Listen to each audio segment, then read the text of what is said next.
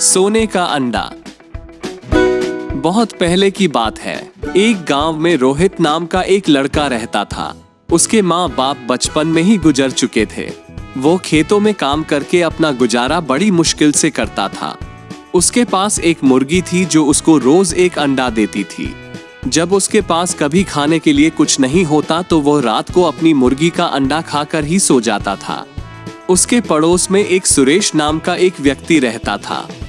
जब उसने देखा कि रोहित अपना गुजारा सही से कर रहा है तो उसने एक दिन रोहित की मुर्गी चुरा ली। जब रोहित घर आया और उसने घर पर मुर्गी को नहीं देखा तो इधर उधर अपनी मुर्गी को ढूंढने लगा। उसने मुर्गी के कुछ पंख सुरेश के घर के बाहर देखे। उसने सुरेश से बात की तो सुरेश ने कहा कि उसकी बिल्ली एक मुर्गी को पकड़ कर लाई थी। मुझे क्या पता था वो तुम्हारी मुर्गी है। रोहित ने सुरेश से कहा कि वह इसकी शिकायत न्यायाधिकारी से करेगा। ये बात सुनकर सुरेश ने मुर्गी की जगह रोहित को एक छोटा बत्तख दिया। रोहित ने उस बत्तख को पाला जिससे कुछ दिनों बाद वो बत्तख बड़ा हो गया और अंडा देने लगा। एक रात को जब बहुत बारिश आ रही थी, एक साधु भीगता हुआ रहने की जगह मांगने के लिए सुरेश के घर पहुंचा।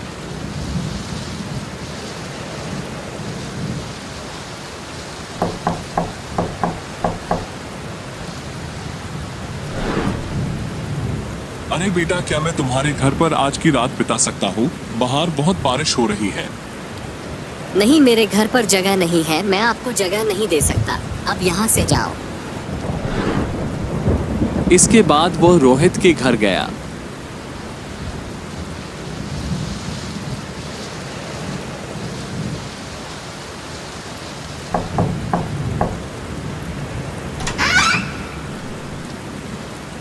बेटा, क्या तुम्हारे घर पर जगह है?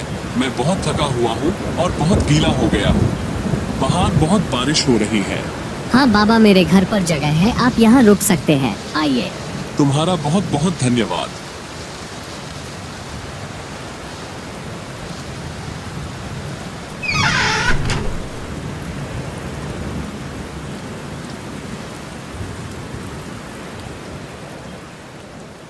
अगली सुबह वो रोहित के घर से जाने लगा, लेकिन जाते हुए उसने रोहित के बत्तख के सिर पर हाथ फेरा। इसके बाद जब बत्तख ने अंडा दिया तो वो सोने का था।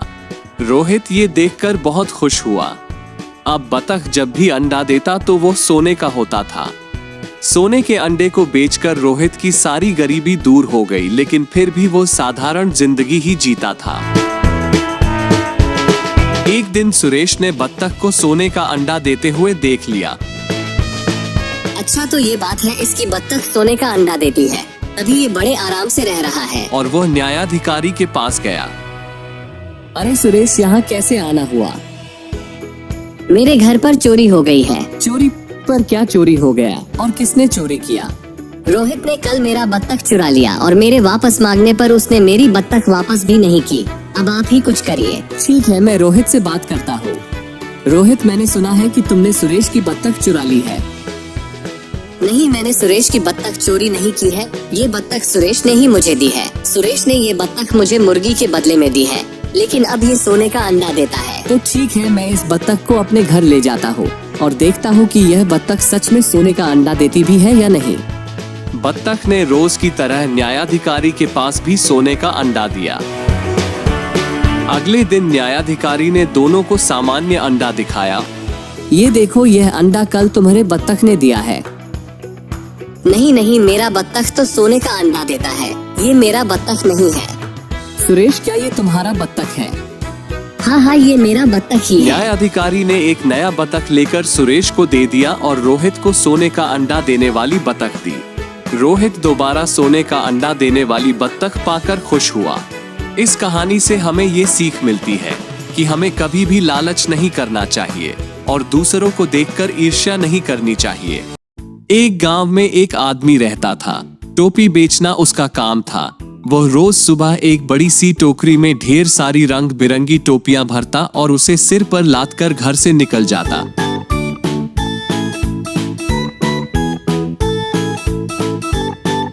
सांझ ढले टोपियां बेचकर वह घर वापस आता था। एक दिन अपने गांव में टोपियां बेचने के बाद वह पास के एक दूसरे गांव जा रहा था। दोपहर का समय था। रास्ते में एक स्थान पर बरगद का एक पेड़ था, जिसके नीचे उसने टोपियों की टोकरी रख दी और उसने सोचा कि थोड़ी देर सुस्ताने के बाद ही आगे बढ़ना ठीक होगा। वह थका हुआ तो था ही, जल्दी ही उसे नींद आ गई। वो खर्राटे मारते हुए सो रहा था कि शोर शराबे से उसकी नींद खुल गई। आंख खुली तो उसने देखा कि बरगद के पेड़ के ऊपर ढेर सारे बंदर उछल कूद कर रहे हैं।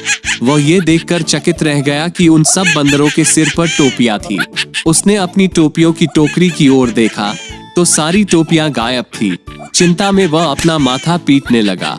सोचने लगा कि अगर बंदर सारी टोपियां ले गए तो उसे बड़ा नुकसान हो जाएगा।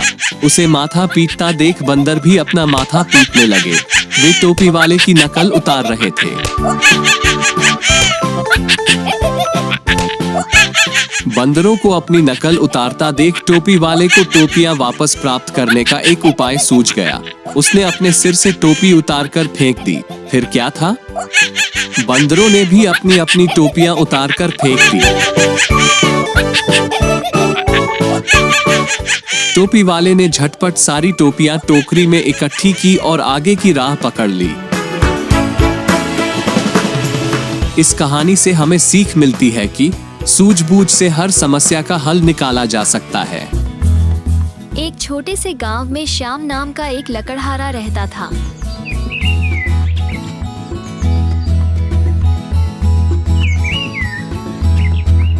श्याम लकड़ी काट कर अपने घर का खर्च चलाता था। गांव के पास ही एक जंगल था। श्याम वहीं से लकड़ियां काट कर लाता था। एक दिन श्याम जंगल में लकड़ियां काटने जाता है और एक तालाब के पास जाकर लकड़ी काटने लगता है।